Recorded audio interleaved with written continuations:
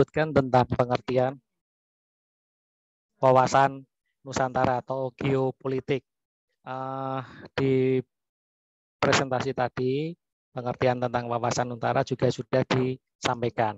Nah, pendapat tentang wawasan Nusantara sendiri bermacam-macam, ya, tentang bagaimana cara pandang terkait dengan diri dan lingkungan untuk melihat bangsa dan negara ini dalam menghadapi berbagai macam kondisi wilayah yang ada. Tentunya ini juga berpengaruh terhadap geopolitik di Indonesia. Nah, menurut pengertian wawasan Nusantara sendiri atau geopolitik menurut saudara, tadi kan di kelompok 5 sudah. Lah mungkin ada pendapat lain terkait dengan pengertian atau definisi wawasan Nusantara. Mungkin ada yang ingin berpendapat, kami persilahkan.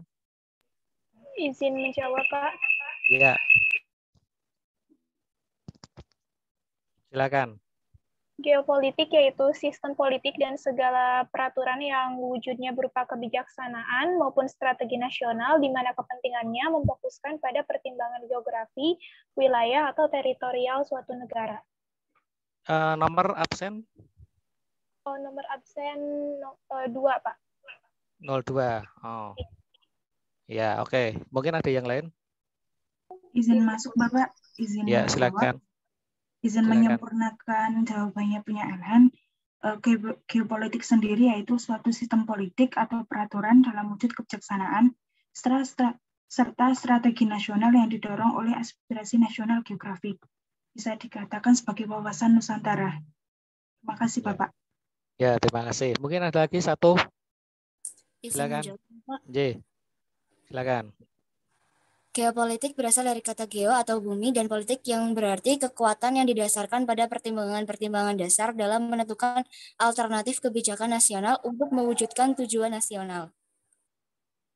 Oke, nomor absen 12, Bapak. 12. Oke. Ya. Oke.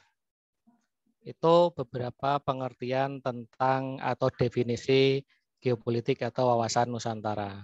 Nah. Baik, jadi tadi sudah disampaikan oleh teman kamu, apa itu wawasan Nusantara atau geopolitik, berasal dari dua kata geo dan politik. Geo itu bumi dan politik adalah suatu rangkaian, asas atau prinsip, keadaan, cara, dan alat yang digunakan untuk mencapai cita-cita atau tujuan tertentu. Nah, itu adalah rangkaian dari geopolitik.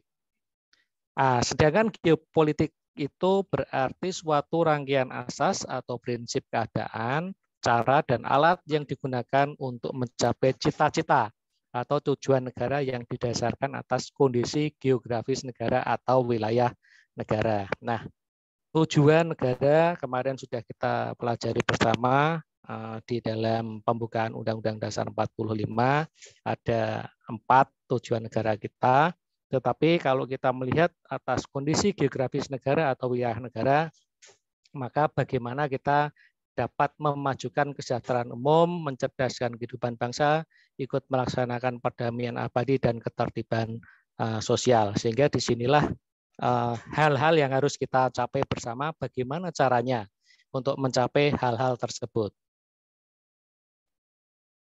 Nah, bentuk negara itu berpengaruh pada munculnya geopolitik suatu bangsa. Unsur berdirinya suatu negara itu ada 4, yaitu adanya wilayah, kemudian adanya penduduk, adanya pemerintah, dan adanya kedaulatan. Nah, wilayah Indonesia tadi juga dipresentasikan oleh kelompok 5. Di manakah wilayah Indonesia itu? Ada yang bisa memberikan penjelasan? Silakan, nomor absen, nama.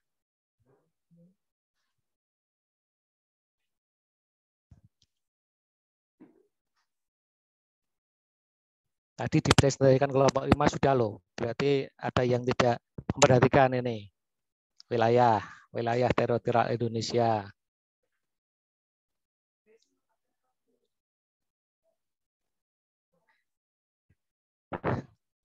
Indonesia terdiri dari Apa ini wilayah Indonesia ini? Ada yang bisa memberikan jawaban?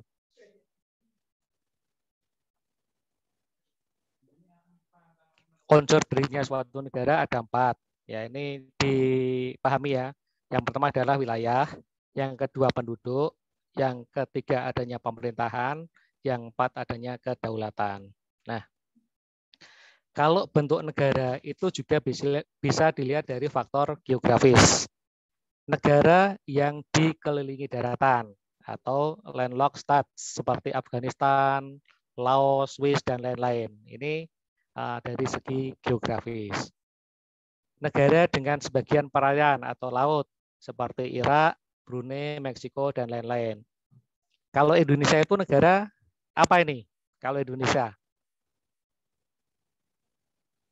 Sofi, Indonesia negara apa ini? Ya.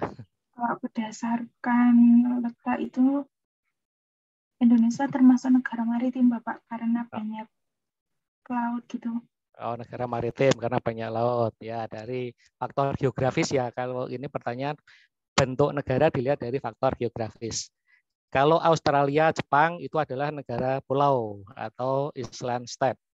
Ya, sedangkan Indonesia merupakan negara kepulauan, ya, archipelagic state.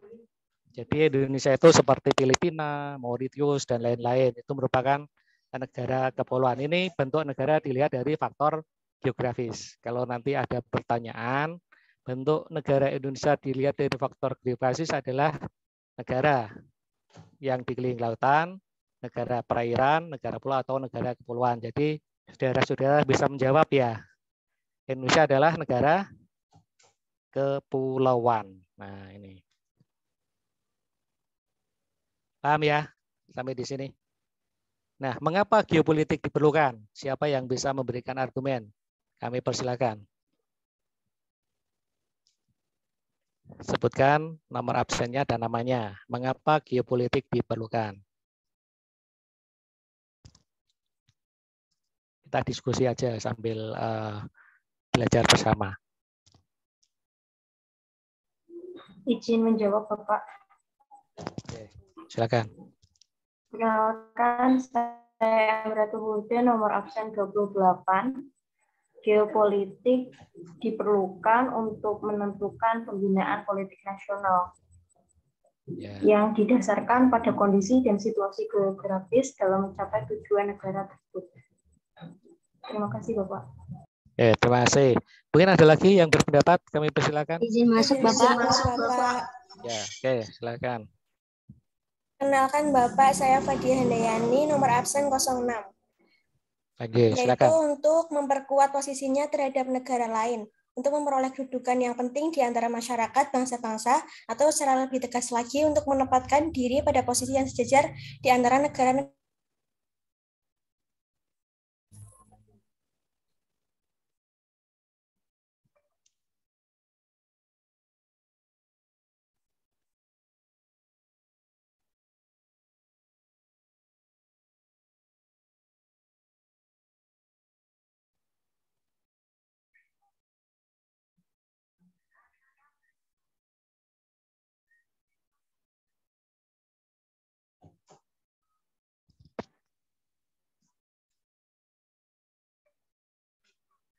Oke, terputus ya. Oke, tidak apa-apa. Lanjutkan, Gina tadi. Silakan, Gina. Izin masuk, Bapak. Izin menjawab. Mengapa geopolitik diperlukan?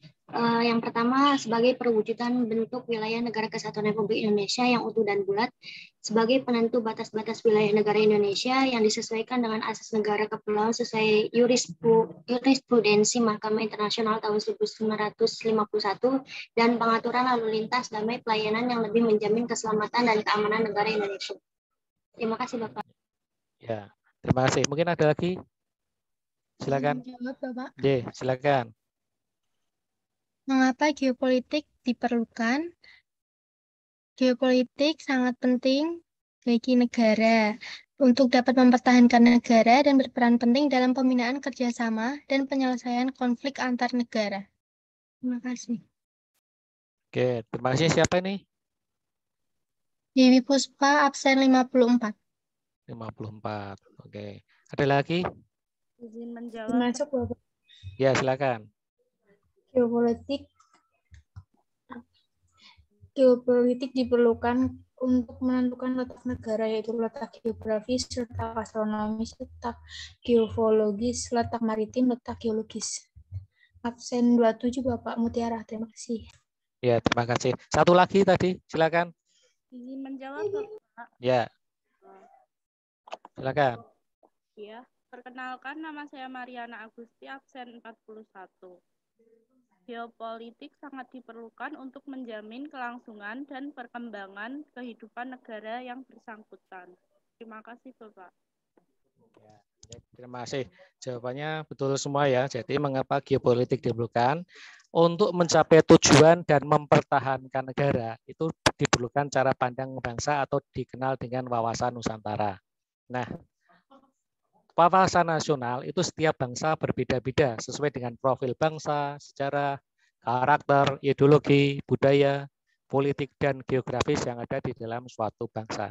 Nah, wawasan nasional bangsa Indonesia namanya apa?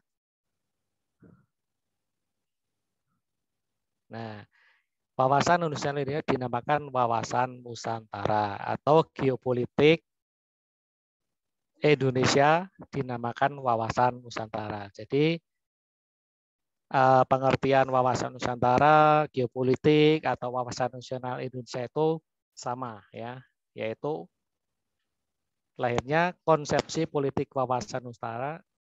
Pertama, kalau kita melihat sejarah bangsa Indonesia, maka dimulai dari klaim Indonesia atas perairan di sekitar Kepulauan Indonesia pada tanggal 13 Desember 1957 oleh Perdana Menteri Juanda. Itu merupakan tonggak sejarah lahirnya konsepsi dari wawasan Nusantara.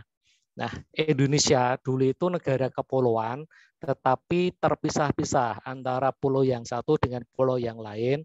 Itu ada laut internasional. Contohnya di Pulau Jawa dengan Pulau Sumatera itu kan ada Selat Malaka. Nah, sebagian Selat Malaka itu juga merupakan laut internasional.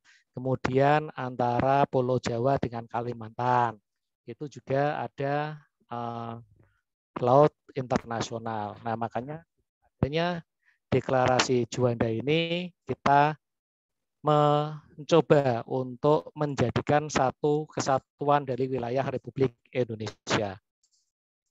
Bahwa perairan di sekitar, di antara, dan menghubungkan pulau-pulau atau bagian pulau-pulau yang termasuk daratan, negara Republik Indonesia dengan tidak memandang luas lebarnya adalah bagian yang wajar daripada wilayah daratan negara Republik Indonesia.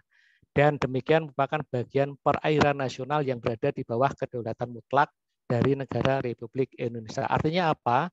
Artinya kalau kemarin sebelum adanya deklarasi Juanda pada tanggal 13 Desember 57, itu kita masih dipisahkan dengan laut internasional. Tetapi setelah adanya deklarasi Juanda, maka semua wilayah itu, baik itu di darat, di laut, tidak memandang luas dan lebarnya merupakan wilayah NKRI.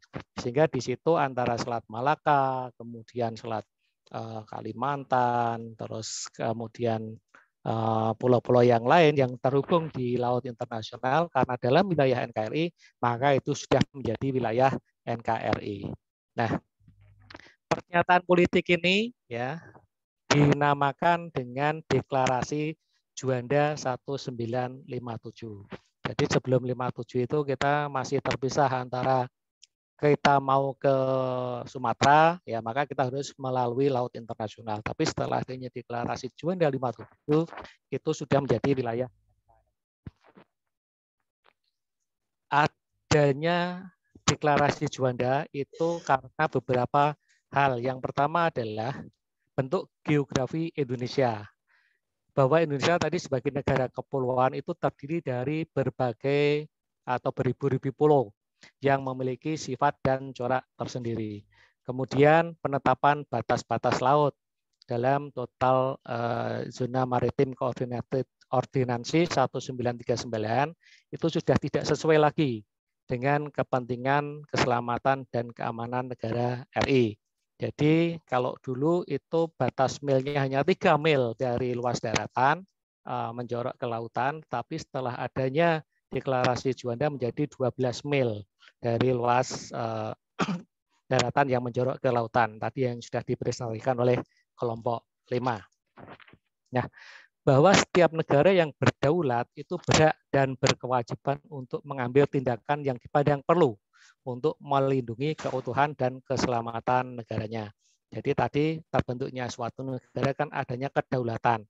Nah, sebagai negara yang berdaulat, maka kita wajib dan berhak untuk mengambil tindakan yang dipandang perlu untuk melindungi kebutuhan dan keselamatan negara. Seperti contohnya, ya kita mengikuti Dewan Keamanan PBB. Nah, ini kan kedaulatan kita, kemudian mengakui kemerdekaan negara-negara lain dan juga kita diakui kemerdekaan. Nah, ini maka kita bagaimana melindungi kebutuhan dan keselamatan negara, itulah kita melakukan deklarasi Juanda. Kemudian lahirnya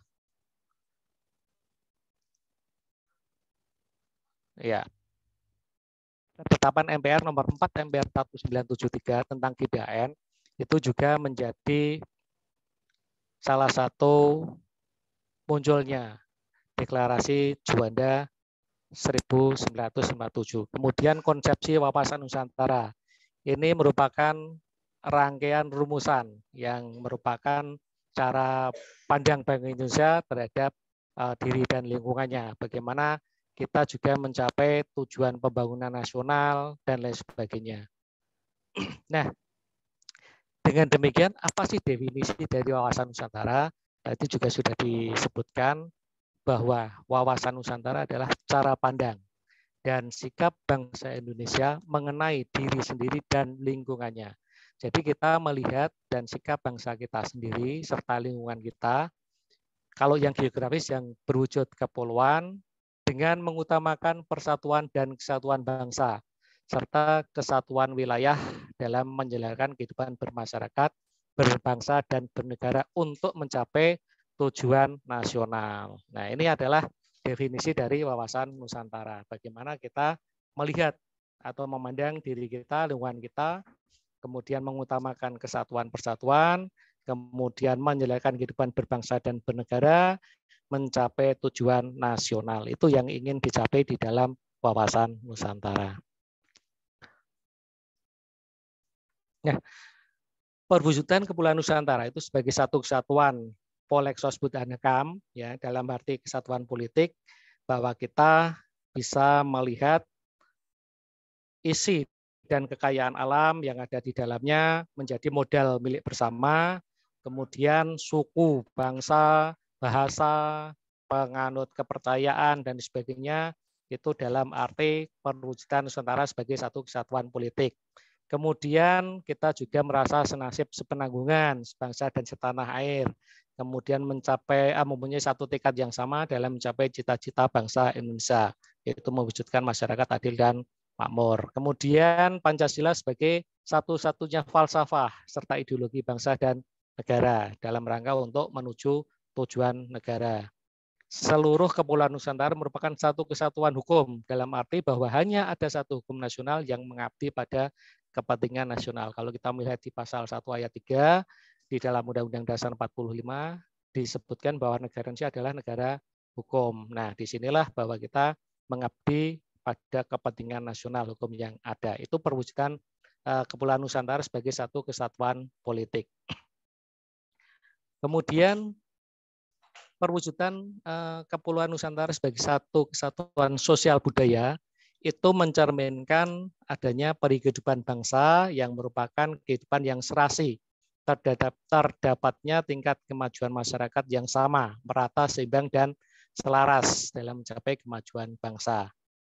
Bahwa budaya Indonesia pada hakikatnya adalah sedangkan corak ragam budaya yang ada menggambarkan kekayaan budaya bangsa yang menjadi modal dan landasan pengembangan budaya bangsa seluruhnya.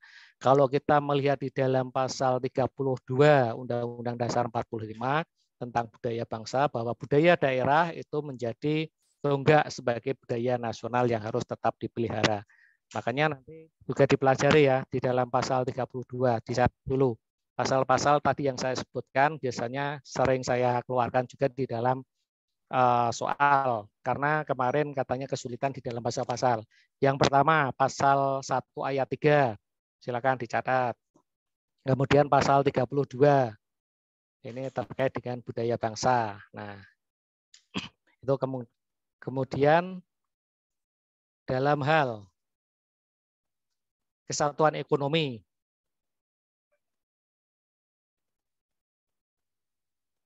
kekayaan wilayah Nusantara baik potensial maupun efektif adalah modal dan milik bersama. Ini di dalam pasal 33 ya tentang perekonomian bangsa. Kemudian keperluan hidup sehari-hari harus tersedia merata. Bumi, air, dan kekayaan alam yang terkandung di dalamnya dikuasai oleh negara dan digunakan untuk kemakmuran rakyat. Tetapi sekarang di dalam faktor ekonomi ini kita sedang mengalami adanya masa kekurangan bahan bakar minyak. Dalam hal ini kalau kita mau menggunakan minyak goreng, ini kan sekarang sedang langka. Nah, ini harusnya pemerintah tanggap. Pemerintah sudah berupaya menerbitkan surat edaran bersama bahwa harga eceran tertinggi untuk minyak goreng adalah 14.000. Tetapi sekarang banyak sekali yang nilainya melebihi dari itu. Bahkan ada di sebuah pulau itu sekitar 60.000 sampai 70.000 per liter minyak goreng. Ini kan berarti kesejahteraan kita belum dalam hal ini belum merata untuk seluruh wilayah tanah air. Karena perkembangan ekonomi itu harus serasi dan seimbang di seluruh daerah. Jadi tanpa meninggalkan ciri-ciri khas yang dimiliki oleh daerah-daerah dalam pengembangan kehidupan ekonominya. Artinya kalau nilainya sama, makanya BBM kalau dulu di Papua dengan Jawa itu berbeda jauh. Karena di dalam pasal 33 ini, maka disinilah kita harus serasi dan seimbang. Jadi sama sekarang nilainya. Harga semen, harga BBM antara Jawa dan Papua itu sama. Dalam pertahanan dan keamanan, bahwa ancaman dari suatu pulau atau satu daerah pada hakikatnya merupakan ancaman terhadap seluruh bangsa dan negara. Kemudian setiap warga negara mempunyai hak dan kewajiban yang sama dalam rangka pembelaan negara. Kalau ini kita bisa dilihat di dalam pasal 27, kemudian pasal 30 tentang pembelaan negara. Ya, jadi ini pasal-pasal yang berkaitan dengan keamanan negara, pertahanan negara.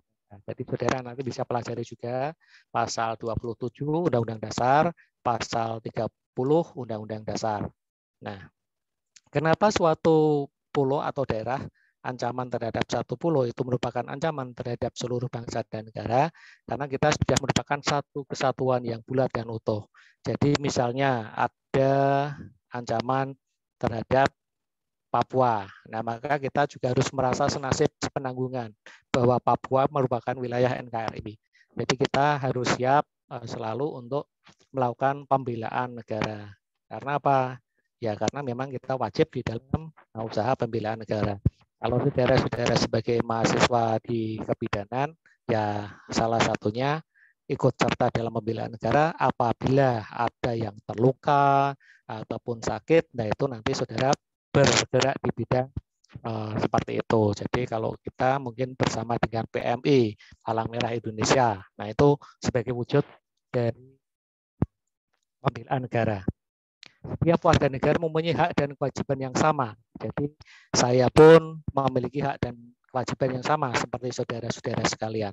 Jadi kalau saya mungkin bisa menulis sebuah artikel, kemudian kita masukkan dalam jurnal ilmiah tentang bagaimana kondisi suatu wilayah dan lain sebagainya. Itu karena tugas saya di dalam ilmu pendidikan seperti itu. Kalau tugas saya di dalam masyarakat, ya saya harus siap untuk diterjunkan di dalam hal membela negara. Nah, ini adalah wilayah Indonesia.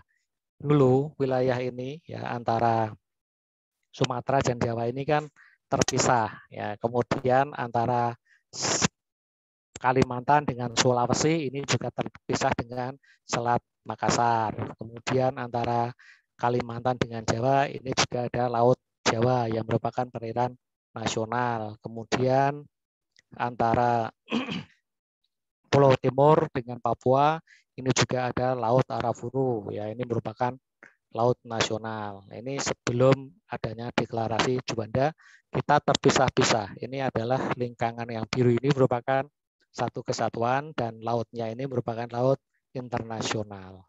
Ini perbedaannya nanti dengan Indonesia setelah deklarasi Juanda. Ini sebelum deklarasi Juanda. Ya, jadi terpisah. Laut Banda ya antara Sulawesi dengan Irian. Nah, wilayah NKRI setelah adanya deklarasi Juanda 1957 ini menjadi satu kesatuan yang utuh. Nah, bahkan ini laut dari pulau terluar, daratan terluar sejumlah 12 mil, yaitu merupakan wilayah negara Indonesia. Nah, ini yang menjadi perdebatan kemarin di pulau ini. Sibatan, Legitan, ya, ini dengan Malaysia, kemudian ini dengan Filipina, ya, ini merupakan kemudian dengan Cina, ini juga merupakan salah satu yang sedang diperdebatkan sekarang ini. Kalau ini kita sudah melepaskan Pulau Sibatan, Legitan, kemudian ini Timur-Timur 1999 melepaskan diri dari Indonesia. Jadi kita sudah kehilangan satu pulau. Nah, sekarang ini di Indonesia untuk provinsi ada 34 provinsi yang mungkin berkembang lagi. Rencana di Pulau Jawa itu juga akan dipecah menjadi 9 provinsi. Nah, nanti kita bisa mengikuti perkembangan zaman yang ada. Karena kita nanti akan melihat lokasi wilayah Indonesia. Kalau ini nanti berkembang, maka wawasan Nusantara juga akan mengalami perkembangan terhadap kemajuan ilmu teknologi.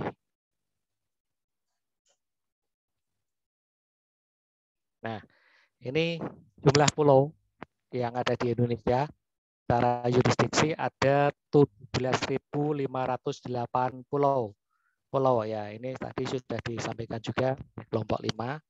Kemudian panjang pantai ada 81.000 km panjang pantai. Ya, ini saya mengulas dari kelompok 5 tadi. 5,8 juta kilometer persegi perairan itu terdiri dari 0,5 juta kilometer persegi adalah laut wilayah. Kemudian 2,8 juta kilometer persegi merupakan perairan kepulauan dan 2,7 juta kilometer persegi merupakan zona ekonomi eksekutif Indonesia atau ZEI. Jadi ini jumlahnya 5,8 juta kilometer persegi perairan yang terdiri dari laut wilayah 0,3 juta, perairan kepulauan 2,8 dan perairan ZEI 2,7. Nah, faktor-faktor di dalam pelaksanaan wawasan Nusantara tadi ya kita melihat wilayah, lihat letak geografis kepulauan Indonesia, kemudian geopolitik itu merupakan kepentingan nasional terhadap wilayah yang dimiliki dan geostrategi atau kebijakan strategi. Nanti untuk geostrategi kita bahas di pertemuan yang akan datang. Saya harap untuk presentasi dari kelompok 6 untuk mempersiapkan tentang geostrategi nasional atau ketahanan nasional. Kemudian perkembangan wilayah Indonesia dari JMKO 1939 itu dulu hanya 100.000 km persegi, itu menjadi 5,8 juta kilometer persegi. Adanya deklarasi Juanda 1957. Nah, ini perkembangan wilayah. Asas kepulauan. Nah, ini merupakan Archipelago Principle bahwa pulau-pulau merupakan satu kesatuan utuh dan perairan merupakan penghubung bukan pemisah. Ini yang mendasari adanya Deklarasi Juanda 57. Jadi kita menjadi satu kesatuan yang utuh. Kemudian Kepulauan Indonesia itu merupakan bekas jajahan dari Belanda, ya, yang kemudian menjadi wilayah Indonesia. Ius Indonesius Archipelago. Jadi menjadi satu kesatuan, ya, Kepulauan Indonesia itu. Konsepsi tentang wilayah lautan. Nah, kenapa Kepulauan Indonesia ini untuk Sumatera dalam hal ini tidak seluruhnya menjadi satu kesatuan wilayah Indonesia, karena Brunei itu dan sedikit Sabah Sarawak itu merupakan bukan jajahan Belanda.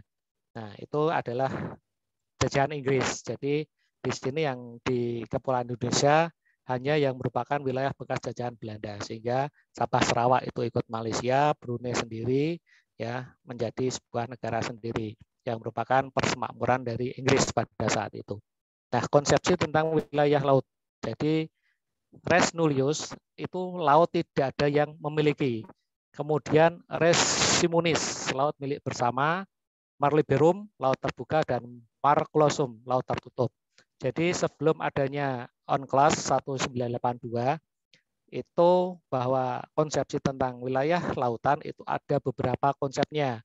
Bahwa laut itu tidak ada yang memiliki, sehingga laut itu menjadi laut bebas. Ya, siapapun boleh mengaruk kekayaan di dalamnya. Kemudian ada yang menganut konsep resimonis, bahwa laut itu milik bersama. Jadi siapapun tidak boleh menghalangi. Dia melakukan pergerakan di mana-mana itu merupakan milik bersama. Dan laut terbuka, ya.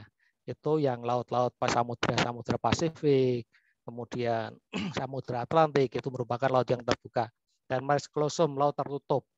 Nah, sampai dengan adanya Archipelago State Principle atau UNCLOS 1982 ini kita diatur ya tentang batas wilayah laut yang dulu 3 km mil per dari laut terluas menjadi 12 mil laut dari pulau terluar.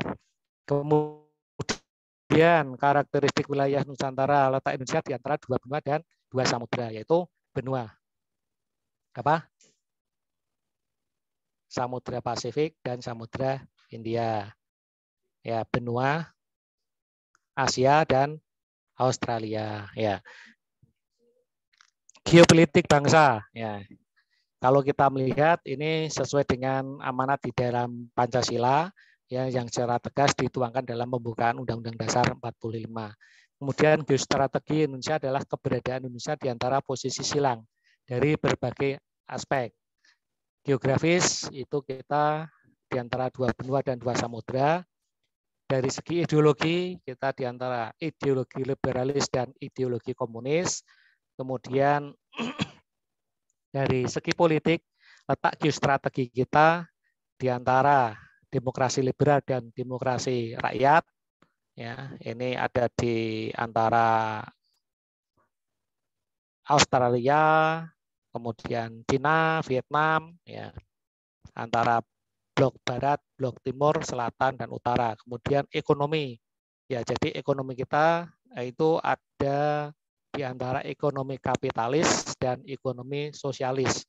Ya, kita menganut ekonomi kerakyatan, ekonomi gotong royong, ekonomi Pancasila.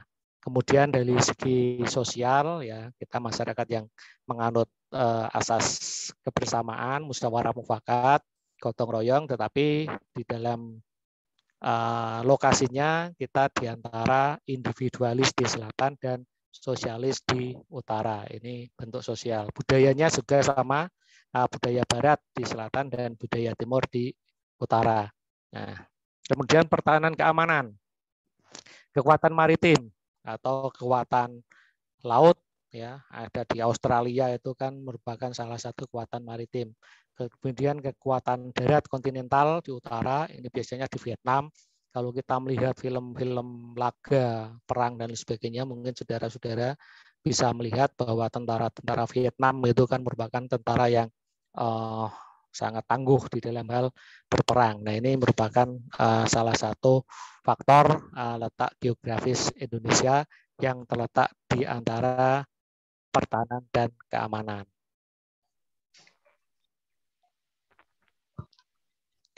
Sejak 17 Agustus 45 sampai dengan 13 Desember 57, ini kita masih mengacu pada ketentuan 3 mil dari masing-masing pulau terluar, Union Maritime Coordination Ordinance 1939. Ya, jadi 100.000 kilometer dan di antara pulau-pulau Indonesia adalah laut internasional seperti tadi yang sudah saya sampaikan. Kemudian adanya deklarasi Juanda 57 sampai ditetapkannya UNCLOS 30 April 82 ini menetapkan negara kepulauan bagian dari rezim hukum laut internasional. Jadi merupakan garis pangkal lurus kepulauan 5,8 juta kilometer dan di antara pulau-pulau Indonesia merupakan laut kepulauan. Jadi ini sudah menjadi wilayah NKRI. Nah, wawasan Nusantara ini ada beberapa asasnya, yaitu ada wadah, kontur, wujud wilayah negara kepulauan, kemudian tata inti organisasi, itu adalah organisasi negara. Kita memiliki Undang-Undang Dasar 1945, kemudian tata kelengkapan organisasi, yaitu demokrasi konstitusional, kemudian isi kontennya, cita-cita bangsa yang tertuang dalam pembukaan Undang-Undang Dasar 45, kemudian asas keterpaduan semua aspek kehidupan nasional, yaitu kesatuan wilayah, boleh saya sebut hankam, dan kebijakan nasional. Sedangkan tata laku atau kandak itu meliputi tata laku batiniah berdasarkan falsafah Pancasila dan tata laku lahiriah yang diwujudkan dalam sistem organisasi. Jadi ini meliputi perencanaan, pelaksanaan, pengawasan, dan pengendalian. Kalau kita musyawarah mufakat, maka disinilah kita mulai menata ya tata laku kita, program-programnya apa ya yang tidak boleh bertentangan terhadap cita-cita bangsa. Jadi kita bisa melihat program yang ada di kampus, kemudian yang ada di masyarakat, desa, dan sebagainya. Apakah itu bisa memenuhi aspek kehidupan nasional atau tidak, kemudian melanggar dari cita-cita bangsa atau tidak. Nah, inilah yang harus kita cermati bersama. Kedudukan dan tujuan dari wawasan Nusantara. Jadi kedudukan wawasan Nusantara itu adalah sebagai landasan visional dalam menjalankan kehidupan nasional. Karena kalau kita melihat dulu ada garis-garis besar haluan negara, itu merupakan visi dan misi nasional bangsa Indonesia, tetapi sekarang di dalam hal visi dan misi merupakan kampanye yang dilakukan oleh calon presiden, dan itu yang dituangkan dalam visi misi atau program nasional bangsa Indonesia yang ada sekarang ini. Kalau dulu dituangkannya dalam GBHN, tetapi sekarang menjadi RPJMN, Rencana Pembangunan Menengah Nasional. Kemudian wawasan Nusantara dalam paradigma nasional, yaitu bahwa Pancasila itu sebagai falsafah bangsa, ideologi bangsa, dan dasar negara, itu berdirikan sebagai landasan ideal bagi bangsa Indonesia. Jadi kalau nanti ada pertanyaan tentang Pancasila sebagai falsafah ideologi bangsa dan dasar negara, bahwa Pancasila merupakan sebagai landasan ideal bagi kehidupan berbangsa dan bernegara. Kemudian landasan konstitusionalnya apa? Landasan konstitusionalnya adalah Undang-Undang Dasar 1945. Sedangkan visi nasionalnya adalah wawasan Nusantara. Nah, konsep nasional merupakan pertahanan nasional. Jadi ini paradigma nasional yang sebagai landasan operasional. Kalau dulu GBHN, sekarang adalah RPJMP, itu sebagai landasan operasionalnya.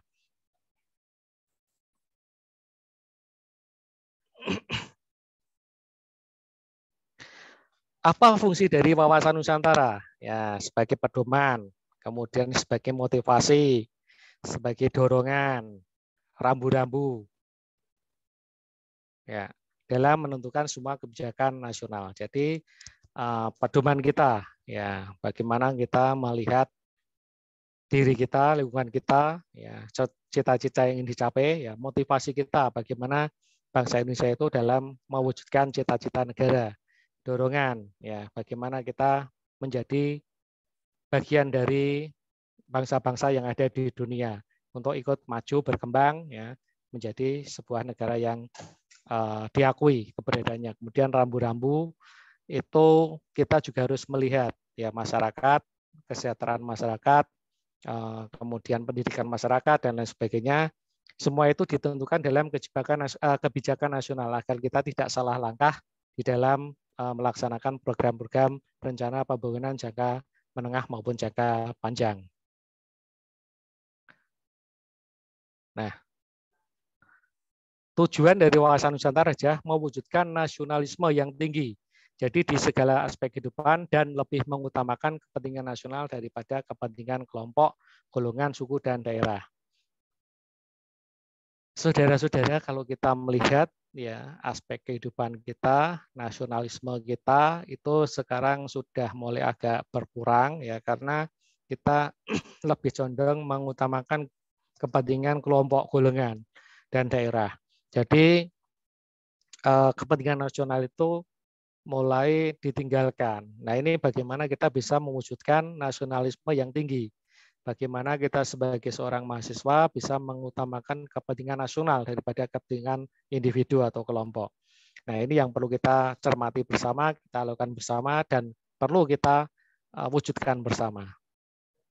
Hakikat dari Wawasan Nusantara sendiri adalah keutuhan Nusantara berarti cara pandang yang selalu utuh menyeluruh dalam lingkup Nusantara demi kepentingan nasional. Jadi kita melihat bahwa Indonesia itu merupakan satu kesatuan yang utuh. Kita punya semboyan Bhinneka Tunggal Ika. Ya. Jadi walaupun berbeda-beda, tetapi kita tetap satu. Artinya keutuhan Nusantara, baik itu dari suku, agama, ras, budaya, dan lain sebagainya, itu merupakan satu kesatuan yang menyeluruh, yang tidak bisa dipisah-pisahkan. Jadi walaupun kita bisa melihat di dalam pasal 29 bahwa negara menjamin kemerdekaan tiap-tiap penduduk untuk menjalankan ibadah dan memeluk agama sesuai dengan keyakinan masing-masing. Nah, tapi di sini kita juga harus menghormati ya kebebasan agama yang lainnya. Jadi kita saling menghormati.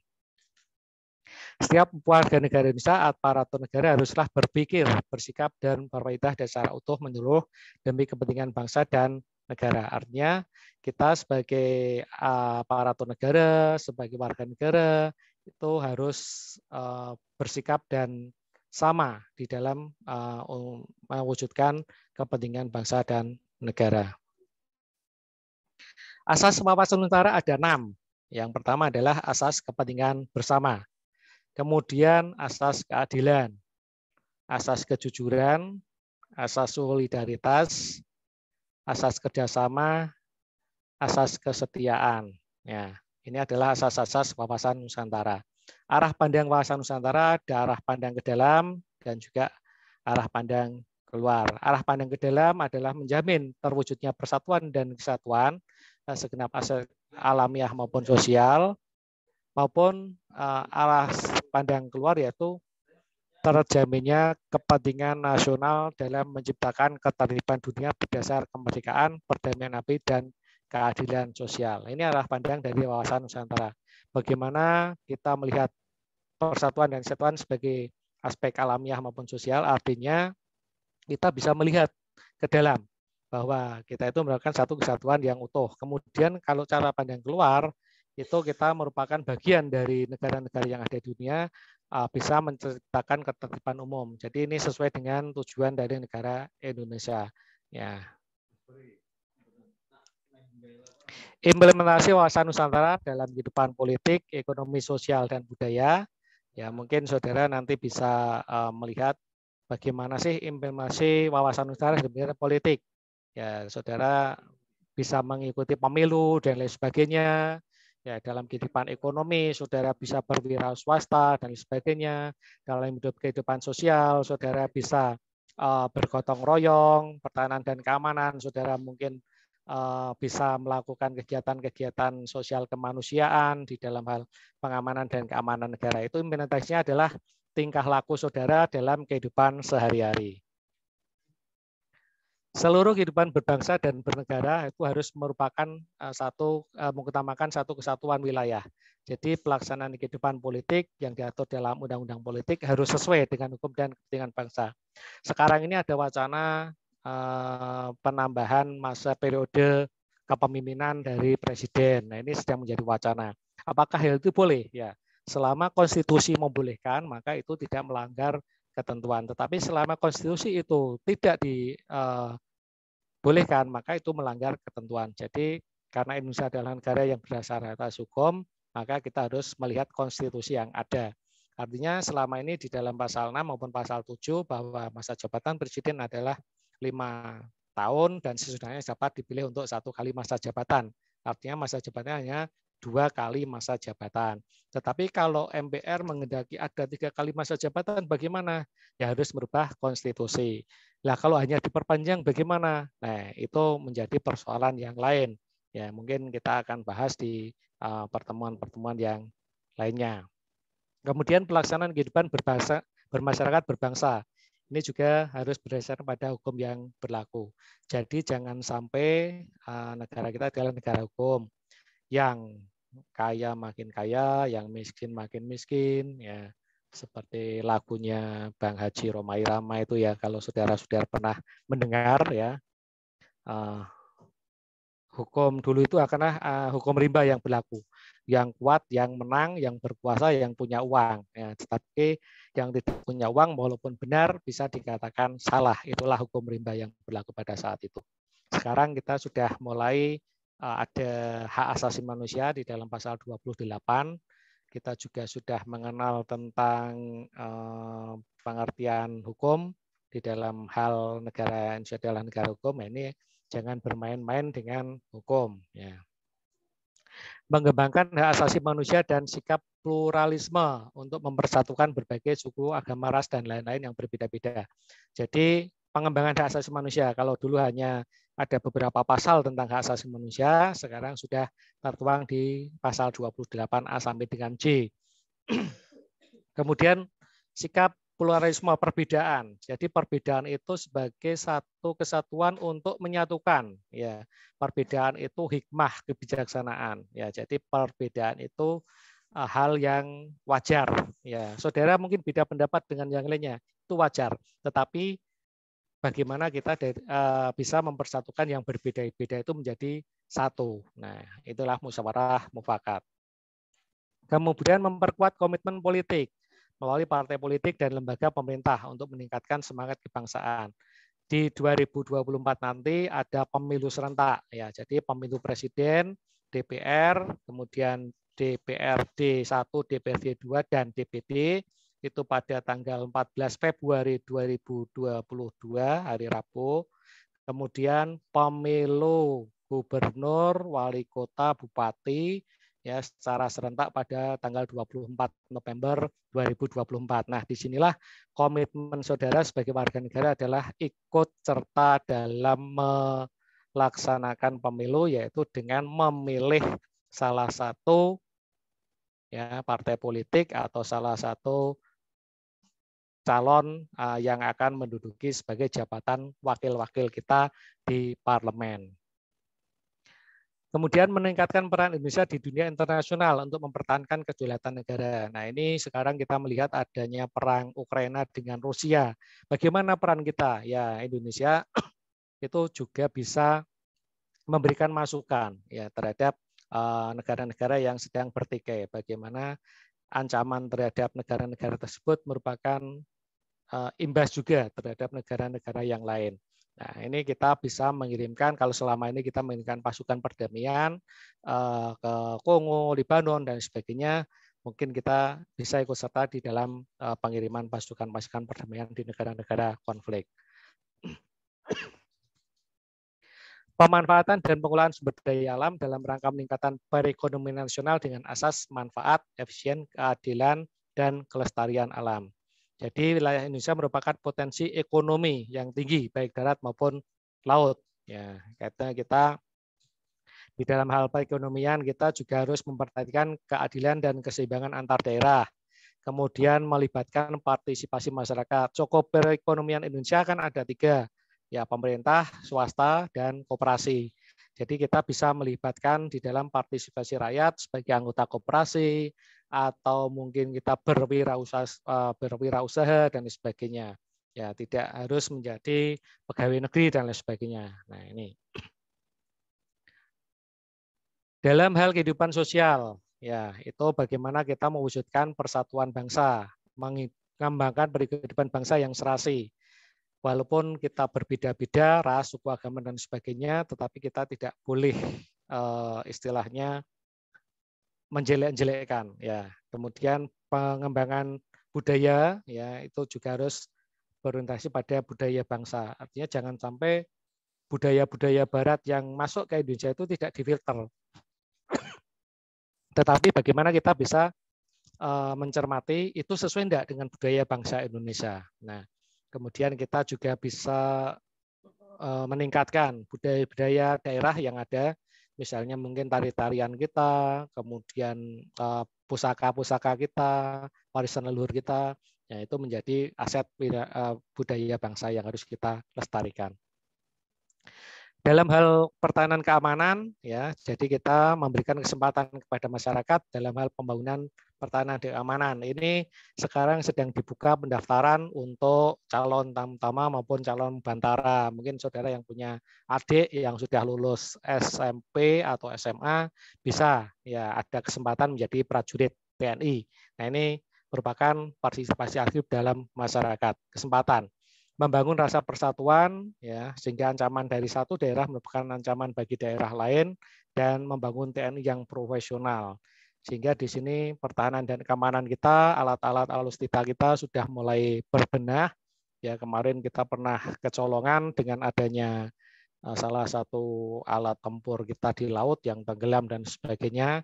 Nah, ini sekarang kita sudah mulai berbenah lagi. Dulu kita punya Pindad, ya, sebagai salah satu pembuatan alat bersenjata yang dimiliki oleh Indonesia, yang kemudian banyak negara-negara juga yang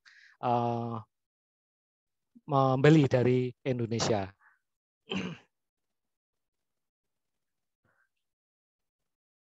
Nah, semboyan kita satu nusa, satu bangsa, satu bahasa Indonesia. Kita di dalam hal Sumpah Pemuda sudah mengikrarkan di sini, bersatu kita teguh, bercerai kita runtuh. Baik, saudara-saudara, mungkin sampai di sini dulu materi yang bisa saya sampaikan. Kalau ada yang ingin ditanyakan, kami persilahkan untuk bisa memberikan hal-hal yang mungkin bisa